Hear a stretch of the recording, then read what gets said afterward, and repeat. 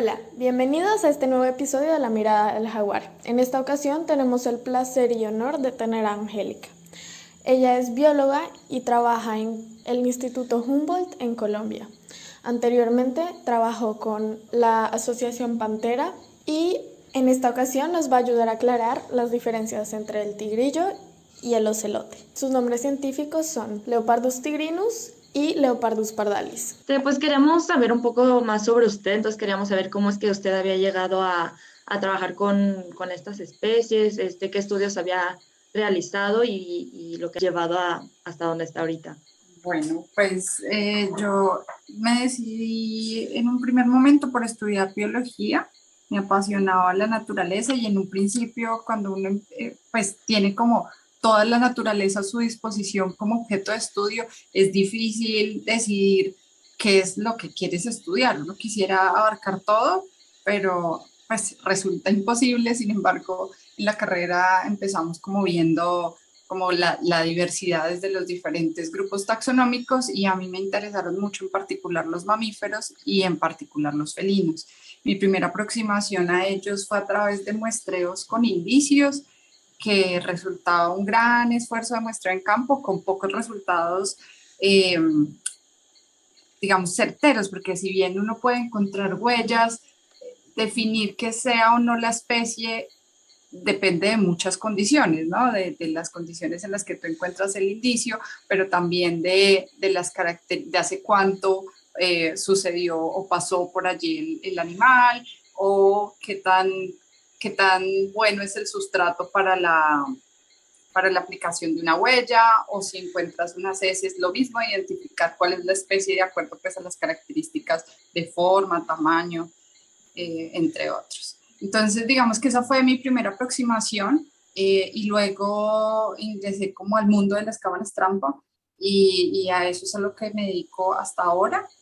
Eh, y ya he tratado de ir más allá de la investigación propia de las especies, de entender un poco de su ecología, pasar a cómo esa información puede llegar a tener incidencia en la toma de decisiones tanto en las comunidades locales donde se hacen los trabajos en campo, pero también a nivel nacional en torno a las decisiones políticas que implican como dónde hacer intervenciones para sistemas productivos o dónde se pueden hacer compensaciones mejor direccionadas en torno al conocimiento que ya tenemos sobre la distribución de estas especies en el territorio.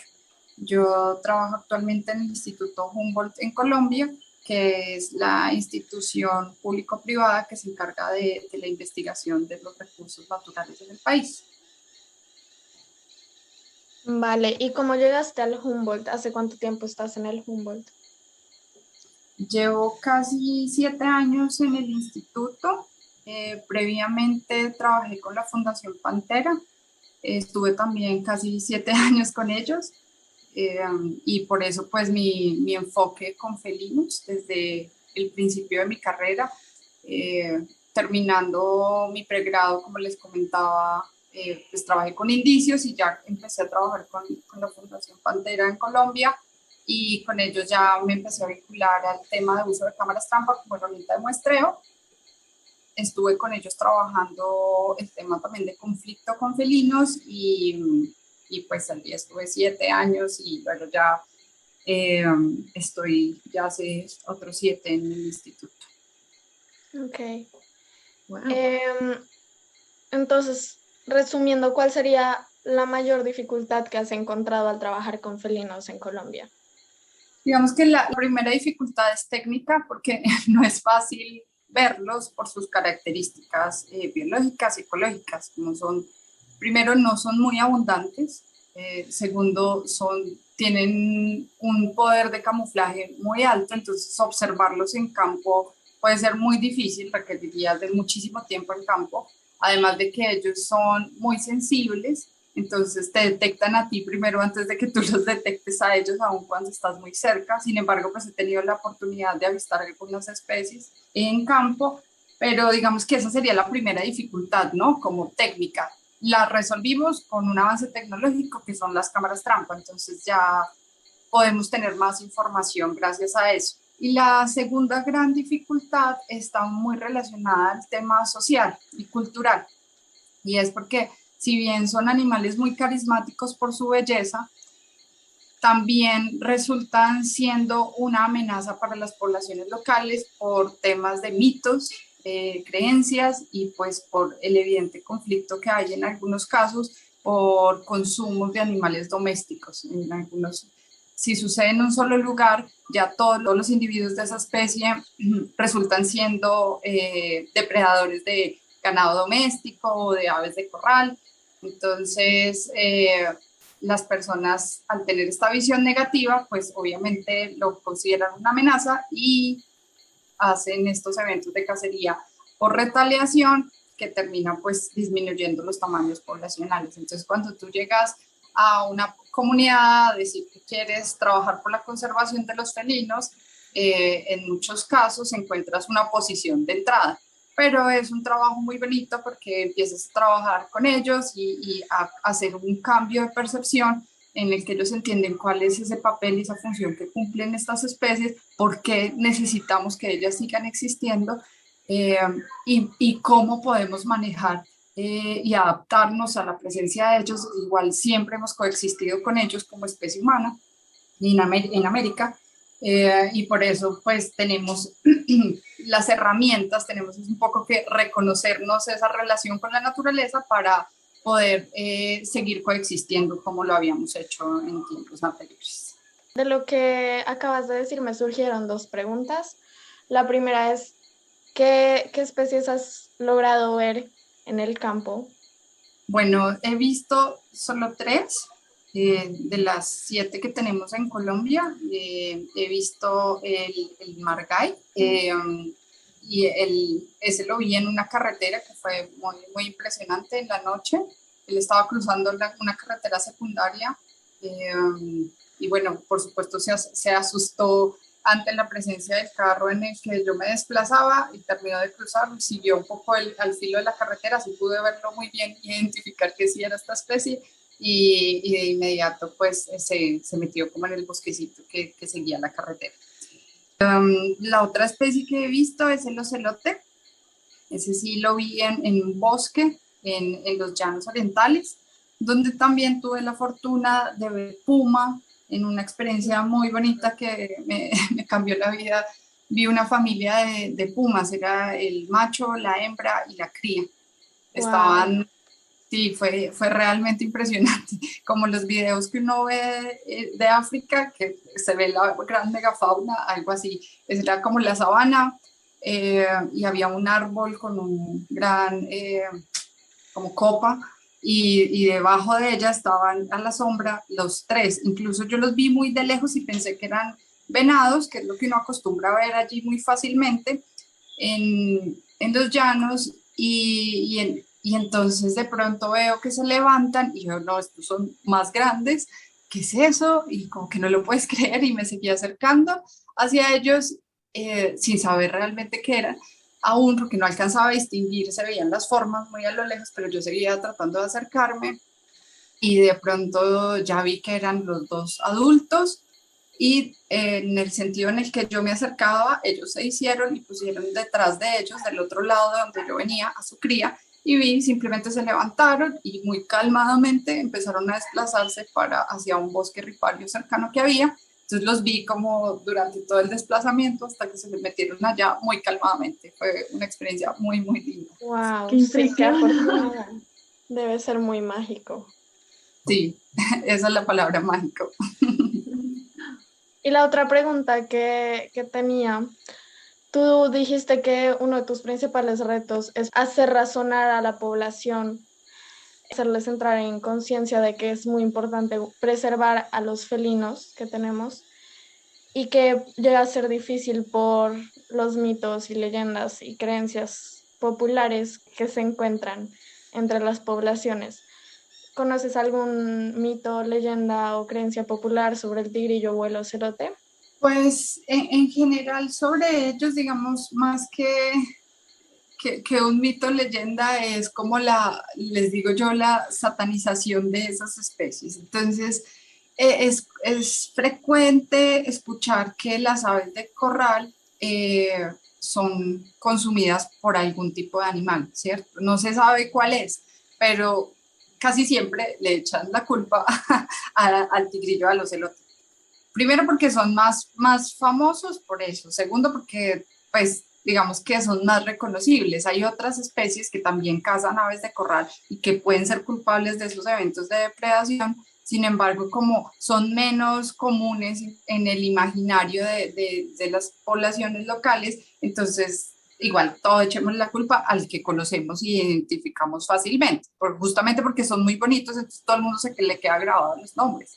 Y pues se sabe, por supuesto, no quiero decir que ellos no lo hagan, pero claro que hacen consumo de aves de corral, pero por ejemplo, sobre la preferencia de sus dietas, pues uno diría, bueno, un ocelote, sí, por el tamaño de su porte, pues puede ir y depredar una de estas especies, pero tal vez un tigrillo que es un poco más pequeño, pues ya digamos que no estaría dentro de sus preferencias. Tal vez un tigrillo buscaría otro tipo de especies un poco más pequeñas que las aves de corral, pero igual en las aves de corral hay crías, entonces también podrían ir a depredarlas. Entonces digamos que ese es como el principal, la principal creencia que hay sobre ellos, que es negativa y digamos sobre la que trata uno de trabajar con las comunidades locales para, para que entiendan un poco lo que mencionaba antes de cuál es su importancia, por qué deben seguir estando allí.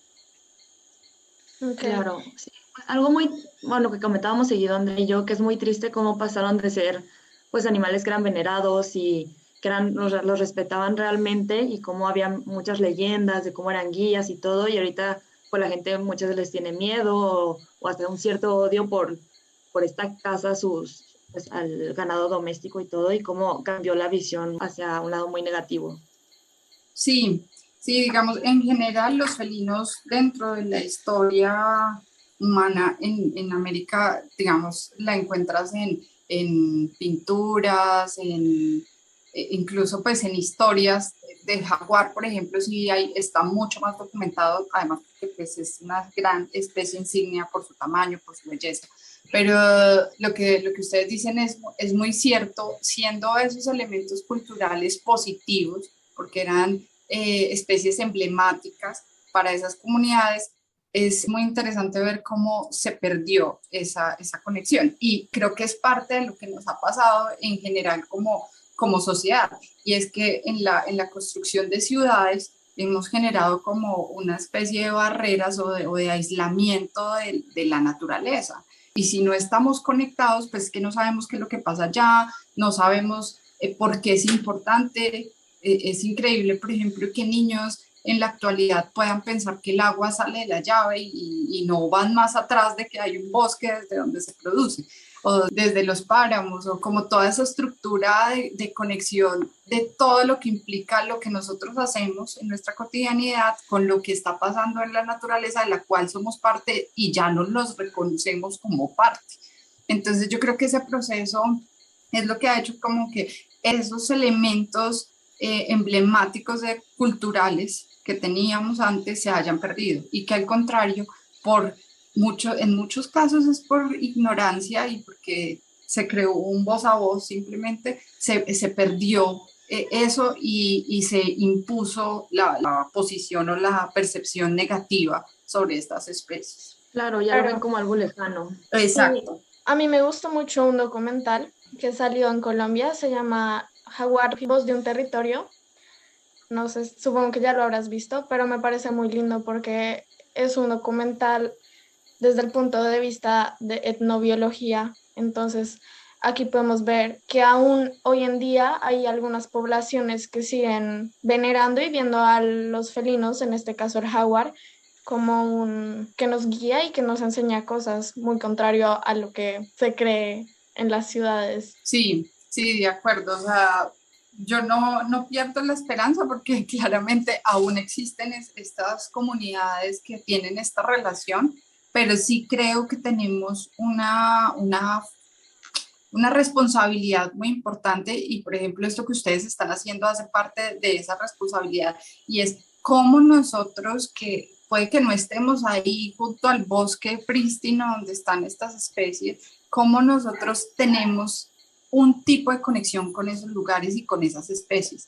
Y eso hace parte de la comunicación, de compartir el conocimiento sobre estas especies y de reconocerlas como elementos, nuevamente, no solamente negativos, como es como lo que nos está quedando, sino justamente lo positivo que hay alrededor de ellos y lo especiales que son todavía para unas comunidades, como bien lo decías, o como lo son en el hecho de que nosotros podamos seguir existiendo en una ciudad. Sí, yo también creo que un gran factor que crea este problema, odiar a los felinos y diabolizarlos, como dijiste, es la educación desde pequeños, pero también siento que como científicos muchas personas no hacen el esfuerzo en lo que tú dices, que es lo que se hace y lo que hace principalmente con las comunidades, demostrarles por qué el felino es bueno y hay que preservarlo. Este lado de etnobiología no está muy presente hoy en día, siendo que como científicos nos enseñan más en las universidades a analizar y saber cómo estudiar al individuo, pero no como esta parte de etnobiología que es tan importante. Sí, es súper, súper importante porque al final hay que entender que aunque nosotros logremos un conocimiento científico sobre estas especies y sobre la naturaleza en general, si lo que queremos es conservación de la naturaleza, necesitamos que los tomadores de decisiones tomen las mejores decisiones para la naturaleza, ¿cierto? Y eso solo se va a hacer en la medida que nosotros logremos canales de comunicación efectivos con esos tomadores de decisiones. Y cuando digo tomadores de decisiones no es el presidente de un país, sino estoy hablando en todas las escalas, desde el finquero que decide tumbar un bosque porque va a sembrar un cultivo de algo, o el alcalde que va a definir cuál es la estructura, la zonificación para su municipio, o el niño en el colegio que dice vamos a hacer un jardín para ayudar a conservar las mariposas, ¿cierto? Entonces, creo que es como pensar en esa comunicación en diferentes niveles, pero teniendo en cuenta que en todos hay un poder de decisión muy importante para lograr ese gran objetivo, que es la conservación de la naturaleza, que implica la sobrevivencia de todos a largo plazo. Sí, estoy totalmente de acuerdo contigo. Bueno, pues André y yo habíamos empezado a hacer unos episodios sobre el jaguar, sobre el lince, y queríamos hacer uno precisamente sobre el ocelote y el tigrillo, pero encontramos que pues no es muy fácil distinguirlos y hay mucha confusión luego en cómo podemos, bueno, porque son un poco similares, entonces pues por eso nos pusimos en contacto porque queríamos bien esclarecer las diferencias y cómo podemos distinguirlos y qué es lo que los hace especiales a cada uno. Sí, yo creo que es importante también partir como de unas generalidades de esas cosas en común que tienen los felinos, ¿cierto? Porque lo que tú dices, son tan parecidos que al final es tan importante reconocer como esas similitudes para luego partir a qué es lo que realmente los hace diferentes entre ellos. Además, porque en Colombia, por ejemplo, tenemos dos especies que les llamamos tigrillos. Entonces, incluso a los elotes también le llaman tigrillo. Entonces, también un tema de nombres comunes es muy importante allí, porque tigrillo es como la generalidad para especies pequeñas, entre comillas, de felinos manchados. Entonces, okay, claro, pues sí crea confusión. Claro, ahí se genera mayor confusión. Partiendo de esas generalidades, entonces es interesante pensar en los felinos como esas especies que tienen toda esta gran capacidad sensorial, ¿sí? Por eso les contaba yo al principio que es más fácil que ellos nos detecten a nosotros que nosotros detectarlos a ellos cuando estamos en campo. Y digo detectar y no solo ver porque va más allá de la visión, esta cantidad de sensores que tienen los felinos. Entonces, por ejemplo, ellos con sus orejas fácilmente las pueden mover hacia cualquier lado, ¿cierto? Y decir, identificar de dónde proviene el sonido que están escuchando. En cambio, nosotros, pues si bien tenemos una capacidad auditiva más holística, no nos permite identificar exactamente de dónde proviene el sonido. Es mucho más complejo. Ellos son más certeros en la ubicación de dónde proviene el sonido. Y dentro de esas otras características, entonces ya tenemos un tema de tamaño, ¿cierto? Entonces tenemos estos felinos grandes con los que ustedes pues de pronto ya han venido conversando en otros momentos, pero tenemos luego todos estos pequeños que, como les decía, muchos los llaman tigrillos, y hay dos o tres características importantes que los distinguen a ellos, a estos dos grupos, ¿cierto? Aparte del tamaño en sí mismo, ¿cierto? Que son muy chéveres porque hace que uno diga, empiezo a entender por qué son como son. Entonces, uno de ellos es, por ejemplo, cuando nosotros vemos los ojos de los grandes felinos, vemos que son redondeadas sus pupilas. En cambio, en estos tigrillos, las pupilas son más alargaditas, ¿sí? Son como una especie de línea gruesa. Y esto está muy relacionado con la cantidad de fotorreceptores que tienen, es decir, como estas células que se encargan de captar la luz y que permiten la visión. Entonces, aquellas especies pequeñas, al tener esta forma de sus pupilas, lo que hacen es que la cantidad de luz que atrapan les permite que ellos puedan distinguir y bordear, digamos, ver mejor las formas de cosas, objetos, especies, lo que sea, que estén más cerca de ellos, más que lejos. En cambio, los grandes felinos tienen una visión mucho más amplia, ellos pueden ver a mayor distancia, ¿cierto? Y de esa manera ellos pues son más grandes, corren más rápido, digamos, si van detrás de una presa, pues van a poder capturar presas que están a una mayor distancia, mientras que los felinos más pequeños requieren de estar más cerca de las presas para poder capturarlas. Hay otro aspecto que es bien particular y diferencial entre estos grandes felinos y los tigrillos, agrupándolos todos como tigrillos por ahora, que son esta capacidad que tienen para emitir sonidos. Entonces, los grandes felinos tienen unas como cámaras de resonancia, es como un espacio dentro de su cuerpo donde ellos emiten los sonidos. Ese espacio es tan grande y cuenta con una pieza que no está osificada, que es como, termina siendo como una cuerda, como una membrana, que al vibrar por la presencia de aire emite un sonido que es el rugido que nosotros escuchamos en los grandes felinos.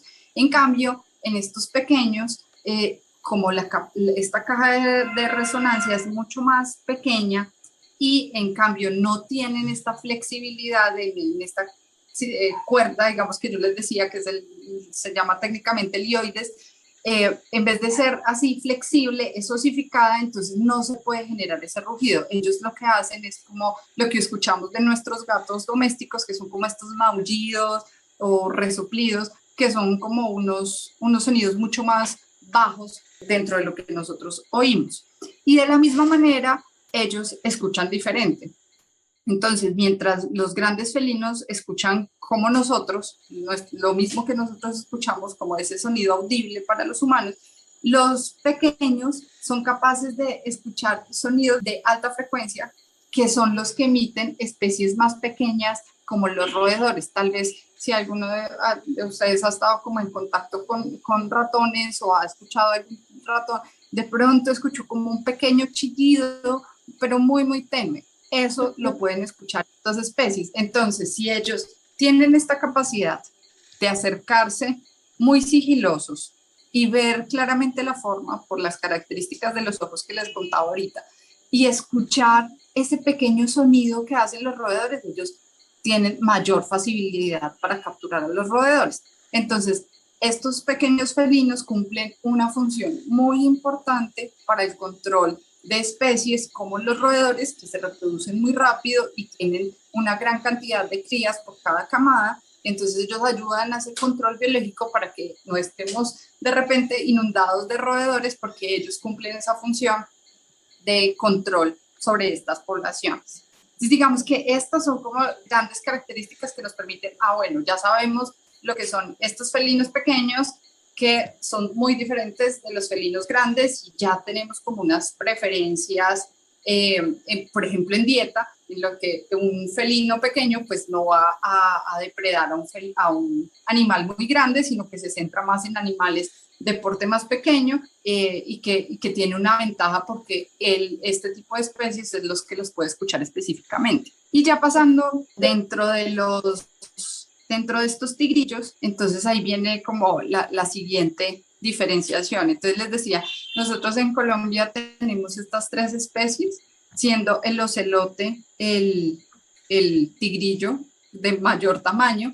y tiene distribución compartida con las otras 2 especies de tigrillos que tenemos en Colombia, que uno es la oncilla, que es el Leopardus tigrinus, y el otro que es el margay, que es el Leopardus viridis. Entonces, digamos que no hay una segregación espacial, es decir, una distribución de el ocelote está en unos sitios y la oncilla del margay en otros, sino que el hábitat es compartido entre ellos. Por eso también es difícil o es muy probable más bien que se confundan las especies. Sin embargo, tienen características muy propias cada uno de ellos que hace que finalmente sí los podamos distinguir. Entonces, el margay, la oncilla y el tigrillo utilizan los mismos hábitats.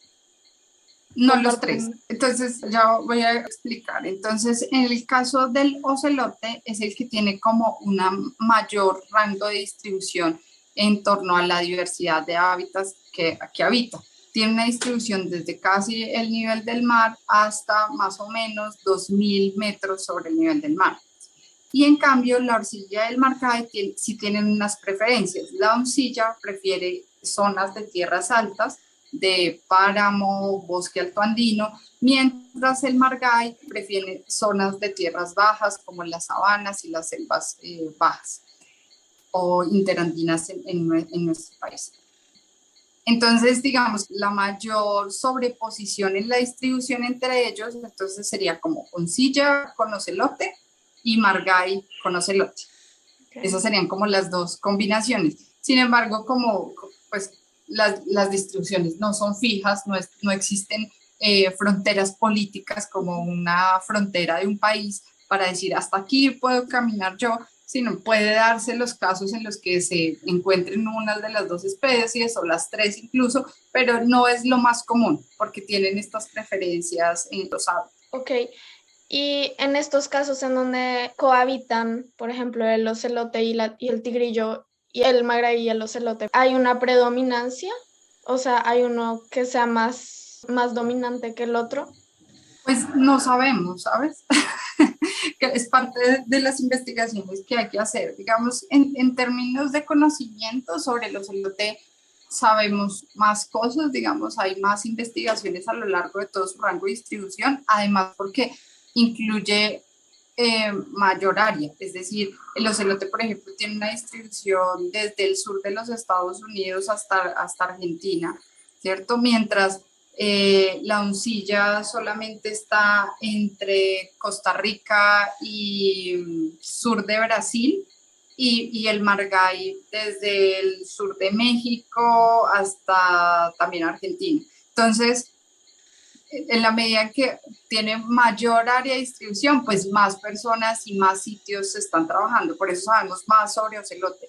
Y además del margay y la oncilla, también tenemos el problema, entre comillas, que son pues especies como más elusivas, es decir, son más difíciles de muestrear y como les decía al principio, sus abundancias son bajitas, no tienen una gran abundancia en los sitios, entonces es más difícil conocer como este tipo de información. Sin embargo, sí se sabe que hay datos de coexistencia que se sabe, de sitios donde se ha reportado margay con ocelote o oncilla con ocelote, pero podría ser incluso un evento ocasional, ¿sabes? Como que lo que les decía, no existe esta frontera, entonces se cruzaron y justo tuvimos una cámara en ese sitio donde se obtuvieron las 2 especies, sin que ninguna sea el territorio o sea el territorio de una y la otra especie, por ejemplo, estaba de paso.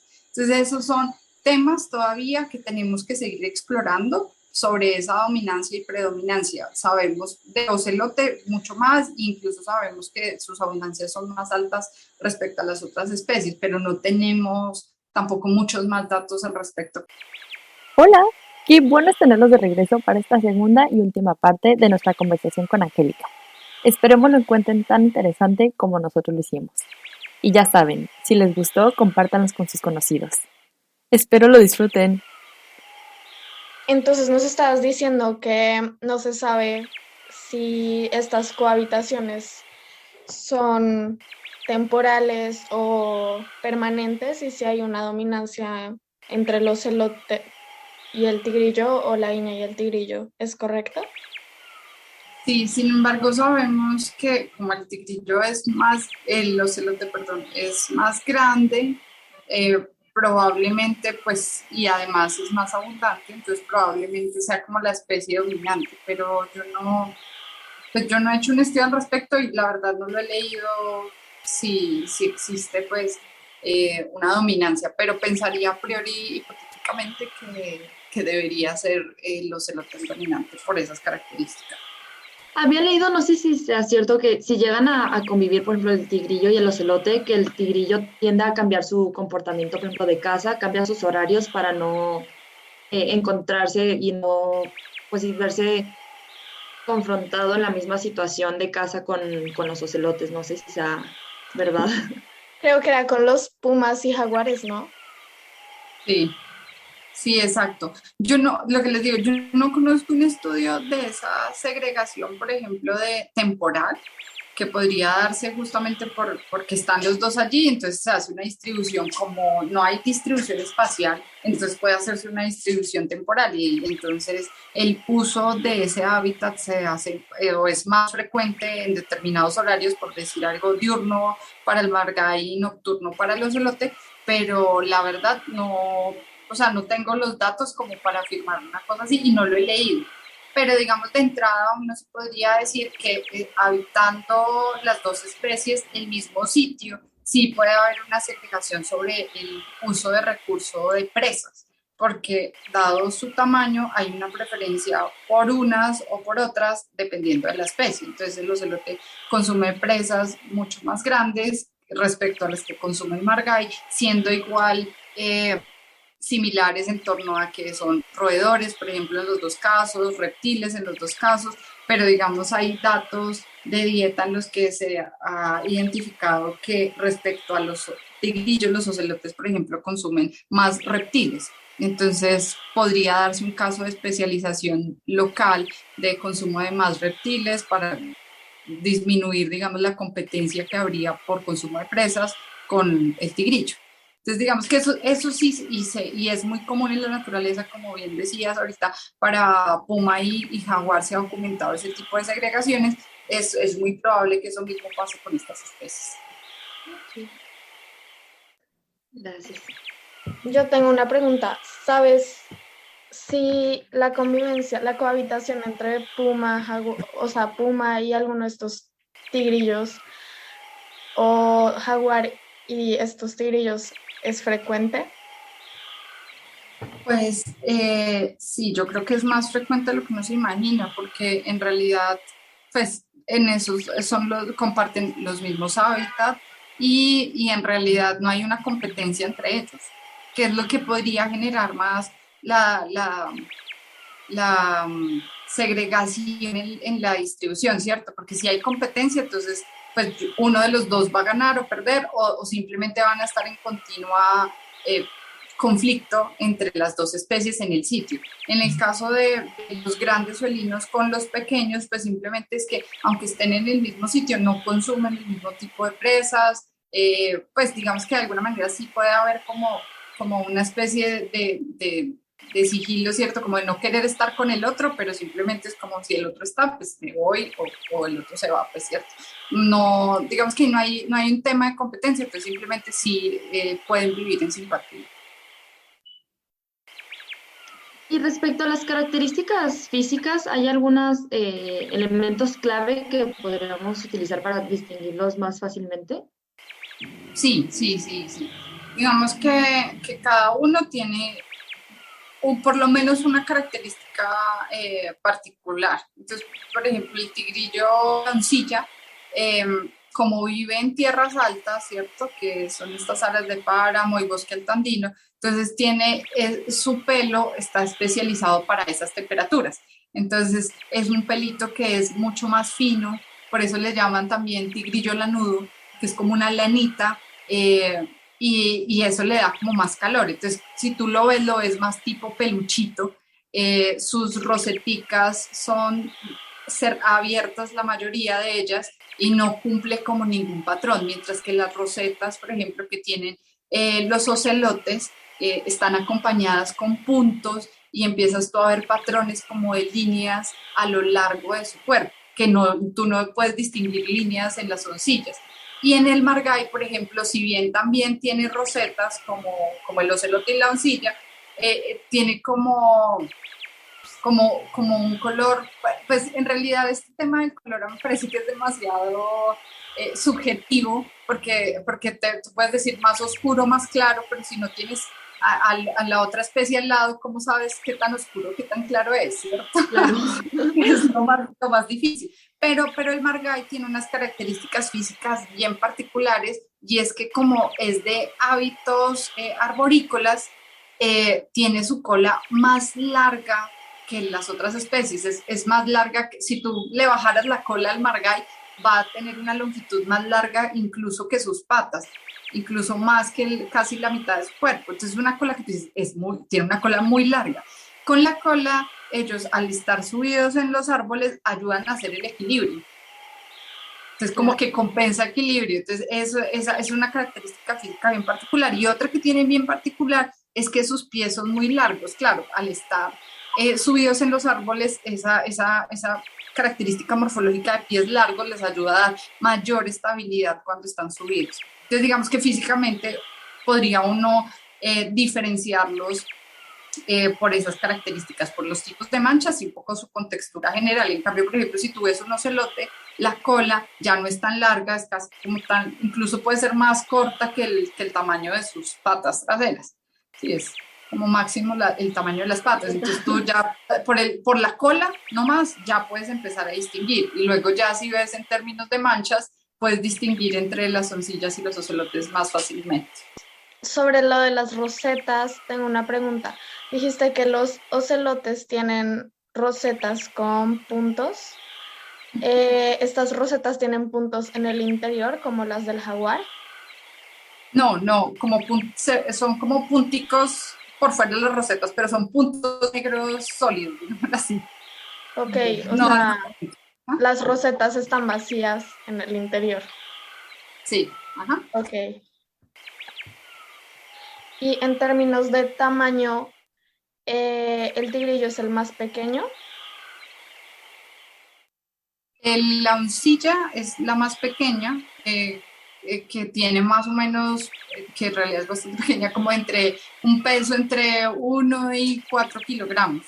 Mientras que el margay, aunque podría, pues como en su estado más pequeño, podría uno decir, pues tiene el mismo peso que los otros, pero en estado adulto puede tener entre 4 y 9 kilogramos, mientras que un ocelote ya es mucho más grande y puede tener entre 8 y 12, creo que eso es más o menos el máximo de peso. Entonces, claro, un porte de 12 kilogramos versus uno de 3 de una oncilla, pues sí hace la diferencia. Entonces, el orden en tamaño es como oncilla la más pequeña, margay mediano y ocelote el más grande.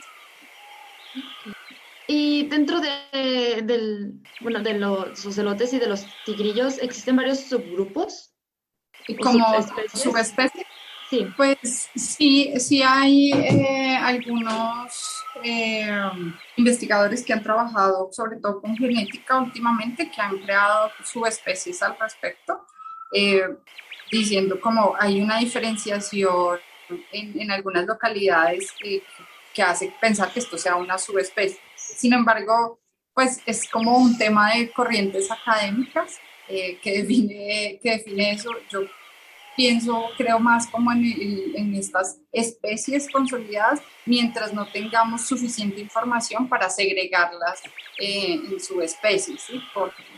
Pero sí hay, pues sí hay corrientes que clasifican a estas especies con subespecies. Okay. Yo leí hace poco que el tigrillo se dividió en dos subespecies. Se descubrió una subespecie en el sur de Brasil Entonces, si no estoy mal, se subdividió en Leopardus tigrinus y Leopardus gutulus. ¿Qué sabes sobre estas dos subespecies? ¿Cuáles son las diferencias? ¿Son solamente genéticas o hay alguna diferencia física? La verdad, no lo sé. Tendría que leerlo. No, no lo sé, no lo he visto. También nos interesaba saber, sobre todo pues hablando de conservación y de cómo cambiar esta imagen que ahora es negativa de los felinos, ¿cuáles son los principales retos para conservar estas especies hoy en día? Bueno, actualmente estas especies en general están amenazadas por dos grandes aspectos. El primero, como mencionaba antes, es esa cacería de retaliación, ¿cierto? Y el segundo es la pérdida de hábitat. Entonces, digamos que frente a esas dos grandes amenazas, tenemos como mucho trabajo. Por un lado, con las comunidades en procesos de educación, ¿cierto? De cambio de percepción y de también generar oportunidades y estrategias para que las comunidades no se vean enfrentadas a competir con estas especies de tigrillos, sino que en cambio tengan oportunidades y puedan mejorar incluso su vida por justamente la presencia de esas especies en sus territorios. Y por otro lado, pues también desde el tema de pérdida de hábitat, pues ahí se debe hacer muchos trabajos en diferentes escalas y uno de esos es cómo intervenir con conocimiento en la planeación territorial. Eh, y entonces de esa manera, si nosotros podemos informar sobre los sitios donde están las especies, los sitios donde las poblaciones están siendo mermadas, ¿cierto? O donde tenemos una pérdida de hábitat fuerte, nosotros podamos enviar una señal sobre conservación en esas áreas y se puedan generar procesos de conservación, de implementación en campo para la conservación de las especies. Ok, me encantaría saber qué estudios has hecho recientemente sobre estas tres especies. Pues sabes que en realidad, en particular sobre Margallo en silla, yo no he hecho como un estudio preciso. He trabajado más como en felinos en general. Con ocelote sí he venido trabajando. Hice como una estimación de tamaño poblacional para la especie en los llanos orientales, donde encontramos que había una densidad de más o menos 11 individuos por 100 kilómetros cuadrados, que respecto a las densidades estimadas a lo largo de todo su rango de distribución es una densidad media. Eh, y que pensamos puede estar muy relacionada no solo con que sea como eh, como que esté en una zona de alta intervención antrópica o algo así, sino más bien con que corresponde a un área eh, de los llanos orientales donde digamos, la estructura del paisaje está dominada por pasturas, ¿cierto? Y que los bosques riparios terminan siendo como el hábitat limitante de la especie. Sin embargo, sabemos por estudios de telemetría que la especie se mueve hacia las áreas de sabana, pero no es el área que más usa en el tiempo las áreas de sabana, sino que prefiere estar mucho más tiempo en las áreas de bosque. Entonces, por esa razón creemos que la estimación fue como media respecto al resto, no porque de pronto haya mucha presión, sino porque la disponibilidad de hábitat, si la limitáramos solamente al área que cubre el bosque ripario, tendríamos una densidad muy cercana a las otras estimaciones que se han hecho a lo largo de su distribución y que pues tendría como mucho más sentido ecológico que sea así. Entonces creemos que eso fue lo que pasó allí.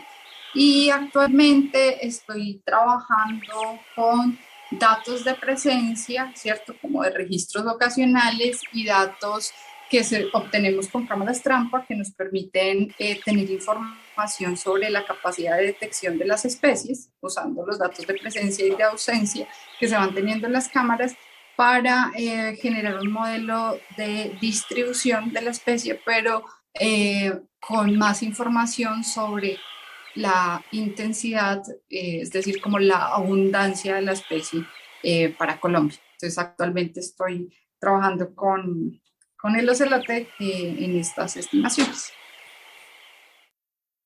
Ay, qué interesante todo. Y por ejemplo, bueno, yo quería saber si tenías algún mensaje o algo que le quisieras decir a gente que le gustaría dedicarse al estudio de los felinos o de los mamíferos en general. Yo invitaría a que estudiemos a los felinos, porque si bien son animales tan carismáticos, en realidad los estudios puntuales sobre felinos no son tantos. Y como vieron, hay muchas cosas que todavía nos falta por saber y por entender. Y en la medida que tengamos un mayor conocimiento sobre los felinos, las especies en general, vamos a tener mayor información para tomar decisiones más acertadas. Entonces, si nosotros supiéramos cómo se mueven los animales, cuáles son sus necesidades, cuáles son sus preferencias dietarias, nosotros podemos generar estrategias de manejo más apropiadas y no pensando, pues, generándolas a partir de suposiciones, que es como hemos tenido que hacerlo porque no tenemos toda la información. Lo importante es que si estás interesado en trabajar con felinos, no te eches para atrás.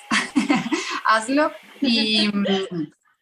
y seguro puede ser muy difícil, ¿cierto? Porque, como lo decía al principio, hay unas dificultades técnicas para hacerlo, pero vale la pena y creo que necesitamos tener más investigación en felinos. Claro, no, son animales hermosos y impresionantes realmente. Sí, son muy esenciales para los ecosistemas, siendo generalmente top predadores. Entonces, en ellos cae un gran peso que es una gran parte del balance del ecosistema. Yo tenía una pregunta porque leí que el tigrillo solo tiene una camada al año y son más o menos 2 o 3 crías y generalmente solo sobrevive una. En el caso de la guiña y el ocelote, ¿también tienen solamente una camada y tan pocas crías? Pues usualmente tienen entre 2 y 3. Sobre la tasa de mortalidad, pues es altamente probable que sí solo sea una, porque definitivamente pues las presiones en el hábitat natural son altas, ¿cierto? Entonces sí es muy probable que sea bastante similar. Estoy aquí como tratando de acordarme si para ocelote existe el dato de sobrevivencia de un solo individuo, pero creo que no. Pero sí es normal entre 2 y 3 individuos igual por camada. Ok, y tienen una camada, la guiña y el ocelote, por año.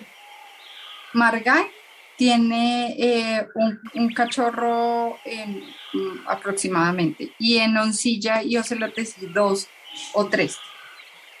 Y me gustaría también preguntarte, para las personas que les gustan mucho los felinos, especialmente y no obligatoriamente están en el campo de la biología o la ecología, pero les gustaría hacer algo para ayudar a la preservación o conservación de estos, ¿cómo podrían hacerlos? ¿Qué consejos puedes darles?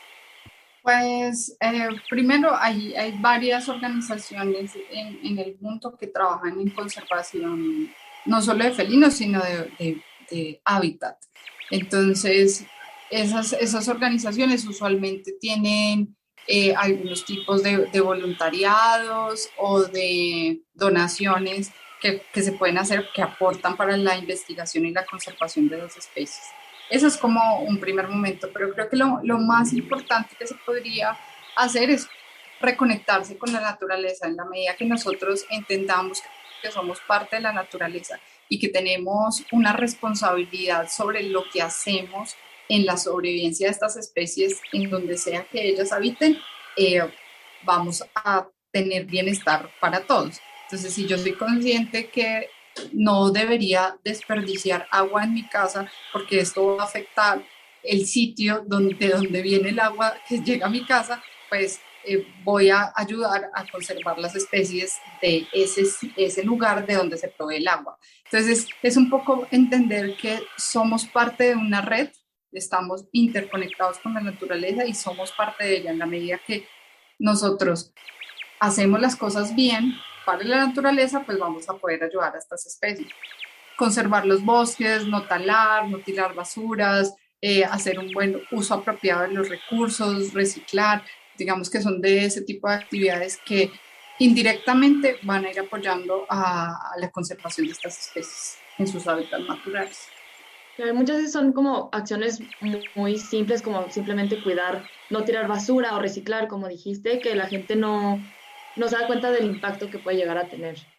Y en la medida que todos lo hagamos, generamos un efecto mayor. Si bien, pues tú puedes pensar en tu casa y dices, pero soy solo yo el que está haciendo esto, pero tú empiezas y si los demás lo siguen haciendo, ¿cuál es el gran cambio que podríamos hacer?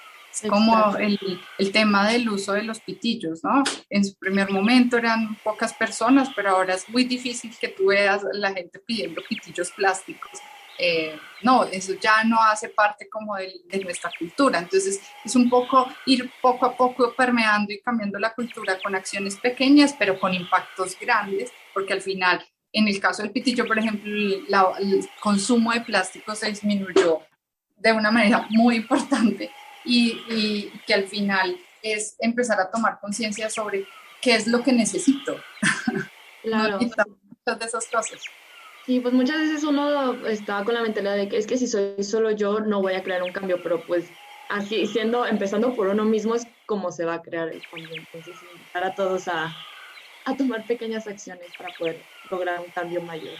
Claro, y también si tú haces el cambio, por ejemplo, cuando sales con amigos o cosas así, tus amigos van a ver que lo que tú dices, Angélica, por ejemplo, no pides pitillo y a lo mejor logras influenciarlos un poco e incitarlos a que no usen pitillos y así poco a poco se va transmitiendo y cambiando la cultura. Yo tenía una pregunta. ¿Conoces algunos voluntariados o asociaciones, institutos que permitan hacer voluntariados con felinos? Pues yo creo que la Fundación Pantera sí tiene voluntariado con felinos. Y hay otras, por ejemplo, como Procat. No, en este momento me llegan estas dos a la cabeza que también lo tienen. Yo creo que se podría explorar. Ellos hacen como convocatorias cuando tienen proyectos. Y igual estar revisando las páginas web puede ser una buena opción. También me gustaría saber si recomiendas algunos libros sobre los felinos. Es que me interesa mucho trabajar con los felinos en un futuro. Mi plan es volver a Colombia para poder trabajar con ellos. Si tienes algunas recomendaciones. Pues yo creo que está todo por, hay muchos, ¿por qué? Por consultar, pero hay un libro de McDonald que hizo una recopilación sobre los felinos, súper buena, y el libro de Felinos del Mundo, que también es súper bueno. Esos dos como que son grandes Biblias y luego ya hay más particulares como las recopilaciones que han hecho en México de Jaguar, que han hecho dos libros grandes al respecto y ya el resto te diría más que libros es artículos científicos, que es lo que te mantiene muy al día, ¿no? Como de lo que va saliendo y sobre todo ahorita con este boom de análisis genéticos, tenemos pues todos los días algo, casi. Entonces, chévere eso. Y también como creo que es importante volver al tema de historia natural, que es como algo que se perdió en el camino de la construcción de la ciencia. Entonces ahora ya cada vez menos vemos artículos sobre historia natural y es de lo que más necesitamos saber y no sabemos para justamente generar buenas estrategias de manejo y de conservación para estas especies. Entonces eso creo que puede ser muy chévere de trabajar si les interesa. Vale, muchas gracias. Muchas gracias.